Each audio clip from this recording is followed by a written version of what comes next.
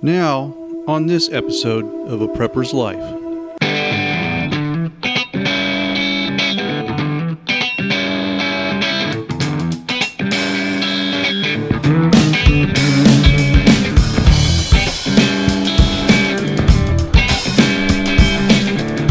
The legalities of gardening. Interesting subject. One that's bound to piss you off if you like to garden, especially if you want to grow your own food on a large scale other than just, seasonal gardening. So let's talk about that. So today, rather than all the cool little editing and shots and artistic shots and stuff like that, I just want to talk about this subject. And to do so, I'm going to employ a format of editing called jump cut editing. And you will see this quite a bit on many YouTube videos. And basically, it's because somebody gets in front of a camera, they talk about a subject, they stumble, they go, and then they talk about something else, and then they go, and so they take all the ums and ahs and mispronounced words and stuff out, chop it all out, put all the good stuff together, and you have jump cut editing. And some people laugh at it, but if you watch some of them, they can be quite artistic because of the way that it moves you quickly through the video, keeps you intently occupied watching the video. With that explanation, let's get on with it. All right, this old man's gonna put on his glasses so he can see what he's reading, and we'll go through this. Have you ever heard the term victory garden or war garden or freedom garden? These were terms to describe gardens that people grew during the World War I, World War II war efforts. The government said, hey, go grow your own food, can your own food. That way it relieves some of the pressure on the food growth so that we can feed our soldiers, and it should keep the prices lower and so on and so forth. But some interesting facts about that. First of all, a lot of people will say that it started in the United States, but it actually did not. It started in like 1912 or 1917 in Canada under the Ministry of Agriculture's campaign. And yes, I am looking at my computer to read this stuff because I didn't put it to memory. This stuff is in memory. It just all the little dates and facts and stuff like that I tend to not put in memory, and I don't know why. Maybe because I don't want to be articulate. That was 1917 for Canada. In March of 1917 in the U.S., Charles Lathrop Pack organized the U.S. National War Garden Commission and launched the War Garden campaign because food production had fallen dramatically during World War I, especially in Europe, where agriculture labor had been recruited into the military service and remaining farms devastated by the conflict. It was put upon the regular citizen not fighting in the war to grow their own food. I assume there was probably people that would donate food, and that seems like back at that time, food distribution was not as advanced as it is now, so keeping things fresh on the road were probably quite a logistics nightmare. How food got donated, I don't know. But the whole point here is that by the Second World War, the United States Department of Agriculture encouraged the planting of victory gardens during the course of World War II. So around 1/3 of the vegetables produced, I wonder if I'm going to edit that out of there. Around 1/3 of the vegetables produced by the United States came from victory gardens. It was emphasized to American homefront urbanites and suburbanites that the produce from their gardens would help to lower the price of vegetables needed by the U.S. War Department to feed the troops. Remember, I don't remember who said it. I want to say Napoleon, I could be wrong, but an army will not march on an empty stomach. Something of that. It's paraphrased. I'm not sure who said it, but it makes sense. I mean, you got to keep the guys out there fighting, you got to keep them fed, right? Now remember, Eleanor Roosevelt wanted to institute a victory garden on the White House grounds. This is where some of the things come out about what's going on today in gardening. The Department of Agriculture first objected to this because they feared that such a movement would hurt the food industry. Fruit and vegetables harvested in these home and community plots was estimated to be 9 million to 10 million short tons in 1944. And this was equal to all commercial production of fresh vegetables. But here's the key phrase. Department of Agriculture objected to Eleanor Roosevelt promoting such a thing as gardening because they feared that such a movement would hurt the food industry. So today we find ourselves wanting to garden, wanting to grow our own healthy food, wanting to have a more sustainable food supply to ourselves, and we're running into a lot of legalities. These legalities are under what you would call color of law. In other words, they're really not illegal. But a city, a county will write a statute, a code, and which is abhorrent to the Constitution, the Bill of Rights, but yet they will go, so this is law. And of course, most people will go, oh, well, they wrote a law. A code, a statute is law. We have to follow it. And then we don't follow it. If we don't follow it, they come out and rip your garden up. Or if you object to that, they'll come out armed. And if you object to that, you could end up dead. Welcome to America. Freedom at its finest. That's the thing, is these counties or these cities will come up with these arbitrary, very vague rules and statutes and codes describing, the kind of stuff that can be grown in your yard. Their claim is, hey, we got to keep the values up, right?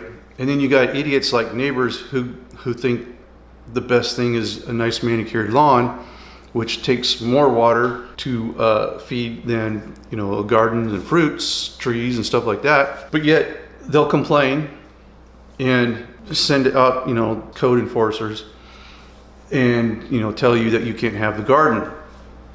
Now, statistics will show that for the most part, there's nobody out looking, for gardens and stuff like that to enforce.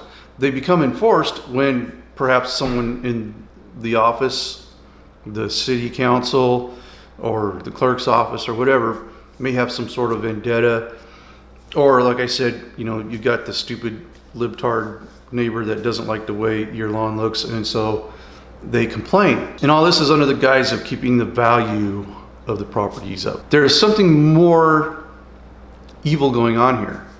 Agenda 21. And now I think it's Agenda 2030. I think they're both separate, but kind of follow the same thing. As far as the UN, when they take control of your whole life and screw you. Well, let's look at some of the things that happen to people growing their own gardens. Oh yeah, and another interesting thing about this is all the little microbreweries and people, brewing their own beer at home now. There was a law against people brewing beer at home. Jimmy Carter got rid of that law so people could brew their own beer at home as long as they don't sell it. And from that, people have, brewed their own beer at home, and then they jumped into, what you see now is microbreweries running businesses. So the ban on home brewing, prior to Jimmy Carter, could be seen as restrictions on being able to grow and do your own stuff at home. Right, you got your own property, right? You've paid for it. Don't pay the taxes and see how much that property belongs to you. So the government is, once again, putting their fingers in everybody's little pot.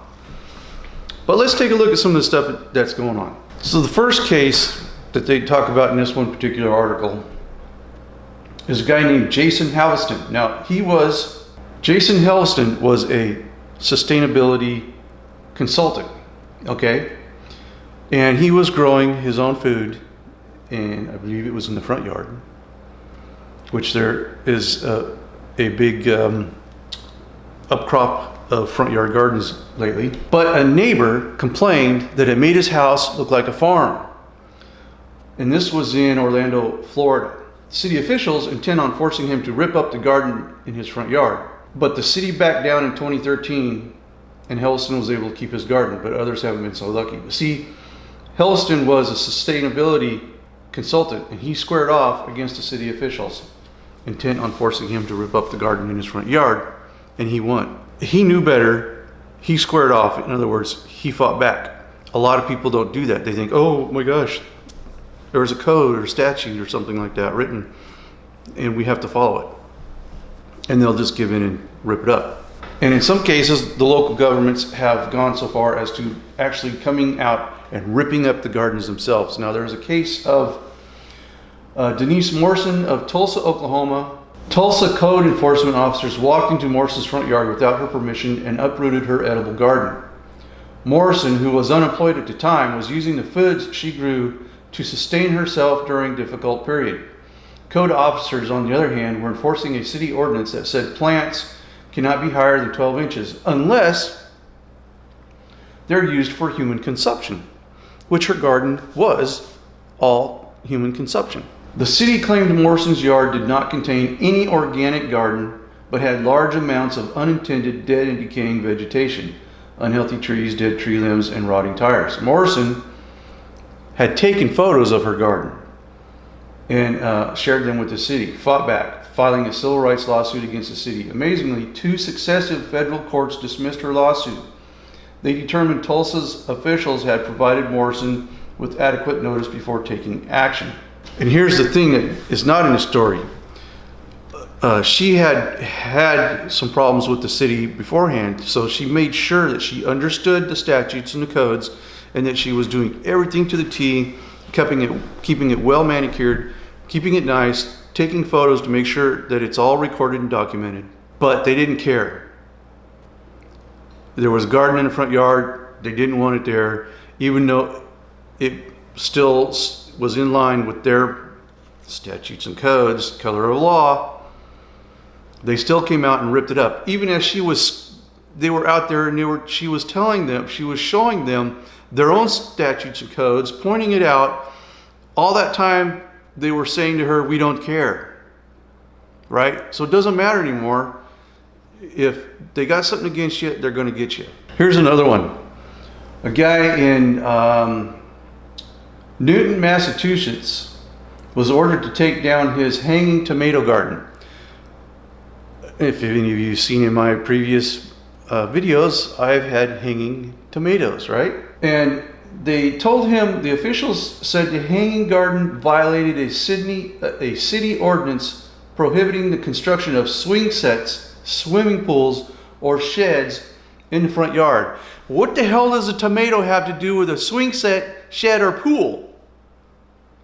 It's just that they didn't want them there and they came out and did it anyways. And that's blatant stupidity. Anybody with common sense would know, hey, a tomato has nothing to do with a swing set, a pool, or a shed.